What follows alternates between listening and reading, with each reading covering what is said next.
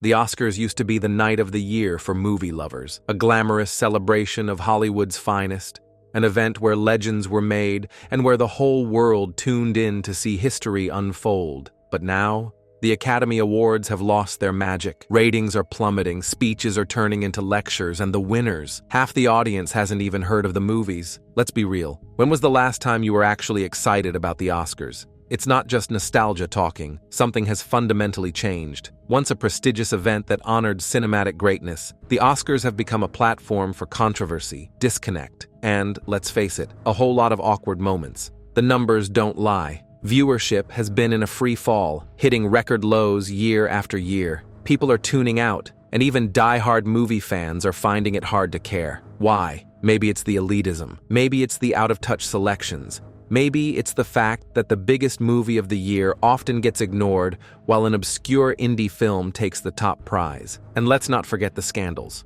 From the infamous Best Picture mix-up in 2017 to Will Smith's slap heard around the world in 2022, it seems like the only time the Oscars make headlines anymore is for all the wrong reasons. So, what happened? Why do the Oscars suck now? Let's break it down. Back in the day, the Oscars mattered.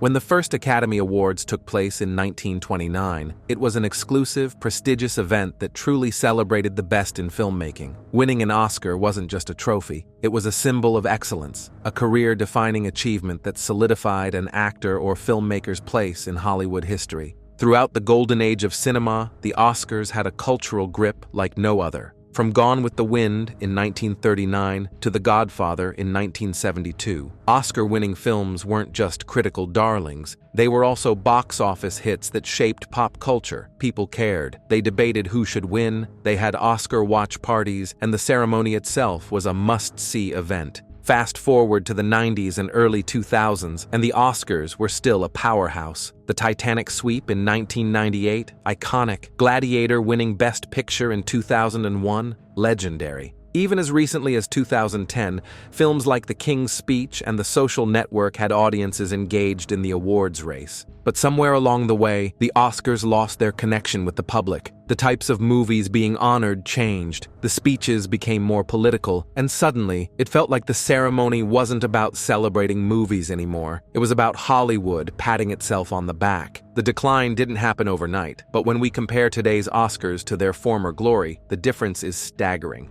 And that's exactly why people have stopped tuning in. The numbers don't lie. The Oscars are bleeding viewers. Just a decade ago, the Academy Awards were a television juggernaut, pulling in over 40 million viewers in 2014. Fast forward to 2021, and that number had collapsed to an all-time low of 10.4 million. While ratings slightly rebounded in 2022 and 2023, the long-term trend is clear. People just don't care anymore. So, what's behind the decline? First, there's the disconnect between the nominees and the audience. Back in the day, the films that won Best Picture were often massive box office hits. Movies like Titanic, Forrest Gump, and The Lord of the Rings weren't just critically acclaimed. They were cultural events that millions had actually seen. Now, the Oscars favor smaller, artsy films that, while often excellent, don't have mainstream appeal. When's the last time a true blockbuster won Best Picture? Then, there's the political fatigue. Awards speeches have always had political undertones, but in recent years, they've become full-blown activist platforms. Many viewers feel like they're being lectured rather than entertained. Hollywood's biggest night has turned into a soapbox, and let's be honest, not everyone wants to hear a millionaire actor scolding them for how they live their lives. Another huge factor, the rise of streaming and changing viewing habits. People don't watch live TV the way they used to. The internet, social media, and on-demand entertainment have made long, drawn-out awards shows feel outdated. Why sit through a 3-hour ceremony when you can just watch the highlights on Twitter? Lastly, the Oscars just aren't fun anymore. The magic is gone. The skits feel forced, the jokes fall flat, and the ceremony drags on forever. Remember when Billy Crystal would open with hilarious musical numbers? Now, we get awkward monologues and hosts afraid to make real jokes in case they offend someone. At the end of the day, fewer people are watching because fewer people care, and unless the Academy makes some major changes, this downward spiral isn't stopping anytime soon. Nothing kills the credibility of an awards show faster than bad decisions. And when it comes to the Oscars, the Academy has made some awful calls over the years. Let's start with the most infamous example, the 1999 Best Picture win. That year, Saving Private Ryan, arguably one of the greatest war films ever made, lost to Shakespeare in Love. Seriously? A groundbreaking, emotionally gripping war epic lost to a romantic dramedy? Even today, people still shake their heads at that decision. Then there was 2010, when The Hurt Locker beat Avatar. James Cameron's Avatar was a global phenomenon, breaking box office records and revolutionizing filmmaking. Yet, the Academy went with a smaller war film that, while good, didn't have anywhere near the same cultural impact. But the worst offender? The 2017 Best Picture fiasco. La La Land was announced as the winner. Until, oops, it turned out Moonlight had actually won. It wasn't just embarrassing, it was chaotic. That moment should have been historic for Moonlight, but instead it's remembered for one of the biggest screw-ups in Oscars history. And let's not forget how the Academy snubs mainstream films entirely. In 2008, The Dark Knight, one of the best superhero movies ever, was left out of the Best Picture category, despite massive critical and commercial success. The backlash was so intense that the Academy changed the rules to allow more nominees the following year. More recently, in 2019, Green Book won Best Picture over Roma and Black Panther. While Green Book was fine, it felt like the safest, most old-school choice possible, completely out of touch with where cinema was heading. This pattern is why audiences have tuned out. They see films they love getting ignored, while obscure indie movies they've never heard of take home the biggest prize. Winning an Oscar used to mean something, but now, it often just sparks outrage. When the Academy consistently picks winners that make people say, "Really? That won?" It's no surprise the Oscars have lost their prestige. One of the biggest controversies surrounding the Oscars in recent years has been its lack of diversity. The phrase "number Oscars." So white didn't just appear out of nowhere. It was a reaction to a long history of snubbing minority talent and stories. Take the 2015 and 2016 Oscars, for example. For 2 years in a row, every single acting nominee was white. Not a single Black, Latino, or Asian actor was recognized in any of the major categories. The backlash was immediate. Celebrities like Jada Pinkett Smith and Spike Lee even boycotted the ceremony, demanding change. But it wasn't just actors. Women and people of color were consistently overlooked in directing, screenwriting, and technical categories as well. Kathryn Bigelow became the first woman to win Best Director in 2010 for The Hurt Locker. But since then, almost nothing. It wasn't until 2021 that Chloe Zhao became the second woman, and first woman of color, to win the award for Nomadland. The Academy has tried to fix things, but the efforts often feel performative. They expanded their voting body to be more diverse, but the results haven't drastically changed. Even when diverse films are nominated, they don't always win. In 2019, Parasite made history as the first non-English film to win Best Picture, but it still feels like an exception rather than the new norm. And let's talk about how Black stories are treated. When films about Black experiences do win, they often fall into a specific category: slavery, 12 Years a Slave, racism, Green Book, or civil rights, Selma. While these are important stories, there's frustration that Black-led movies in other genres, sci-fi, romance, or action, rarely get the same recognition. Then there's the Latino and Asian representation problem. Despite Hollywood's increasing diversity, Latino actors and directors remain criminally underrepresented at the Oscars. Meanwhile, Asian representation has improved slightly, but only in recent years with films like Minari and Everything Everywhere All at Once. The bottom line, the Oscars have slowly improved, but they still have a long way to go. And until the Academy fully embraces diverse talent in all its forms, they'll keep facing backlash for being out of touch. Once the Oscars were a celebration of films that everyone cared about, but in recent years, the movies that win big at the Academy Awards often feel completely disconnected from what most audiences actually watch. Think about it. When was the last time a true pop culture phenomenon won Best Picture? Films like Titanic, 1998, Gladiator, 2001, and The Lord of the Rings, 2004, weren't just critically acclaimed, they were box office juggernauts that millions of people saw. They were movies that brought audiences together. Now, the Academy seems obsessed with smaller, artsy films that barely make a dent at the box office.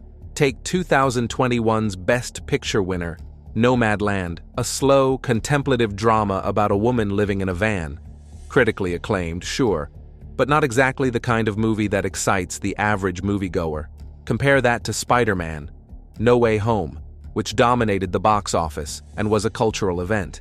It wasn't even nominated for Best Picture. And it's not just about superhero movies. The Oscars have consistently ignored mainstream genres, horror, comedy, action, unless they fit a specific art house mold. Get Out, 2017, was a rare horror nominee, but classics like The Shining, 1980, and Hereditary, 2018, were completely snubbed. Comedies? Forget it. The Academy still treats them as lesser films, even though movies like Superbad or Bridesmaids have had a bigger cultural impact than half the Best Picture winners.